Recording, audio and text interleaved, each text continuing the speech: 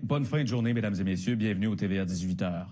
On commence ce bulletin en vous parlant de ce Matanais qui a eu toute une frousse dans la réserve phonique de Matane le week-end dernier, alors qu'il est entré en collision avec un orignal, d'autant plus que l'accident est survenu à un endroit où il n'y a pas de réseau cellulaire. Vanessa Limoges.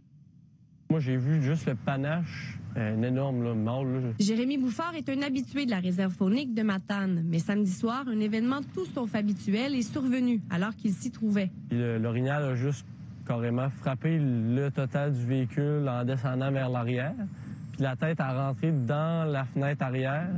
Elle a tout arraché l'intérieur de la fenêtre au complet. Elle a ouvert la porte. Puis l'orignal a juste tombé à l'arrière, puis il a comme fait des tonneaux, puis il est reparti. En plus d'encaisser le choc, l'homme de 23 ans a dû se déplacer pour demander de l'aide, puisqu'il n'y avait pas de réseau cellulaire où l'accident s'est produit. J'ai fait un tour du véhicule pour m'assurer que, justement, pas de pneus crevés, et ainsi de suite.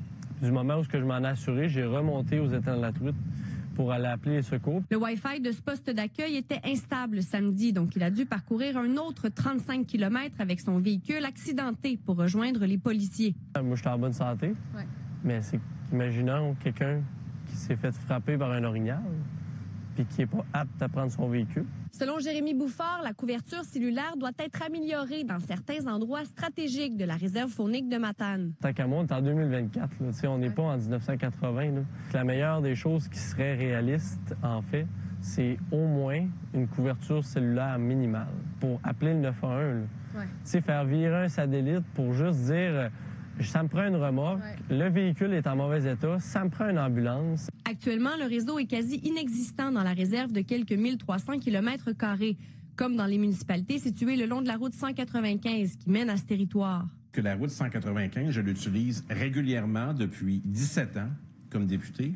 Et il y a des endroits où c'est dangereux s'il arrive quelque chose. La mise en service de nouvelles tours cellulaires l'an prochain va engendrer des améliorations dans de nombreux secteurs qui étaient jusqu'ici isolés. Là, on va sécuriser la route 195, mais là où c'est arrivé, c'est le chemin de la réserve phonique. Donc, oui, il y a des gens qui habitent là, oui, il y a des gens qui circulent là, mais c'est pas couvert.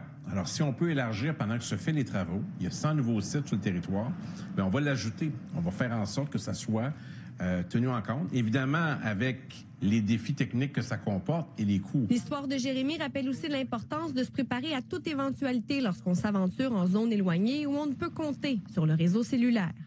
Vanessa Limoges, TVA Nouvelles, dans la réserve faunique de Matane.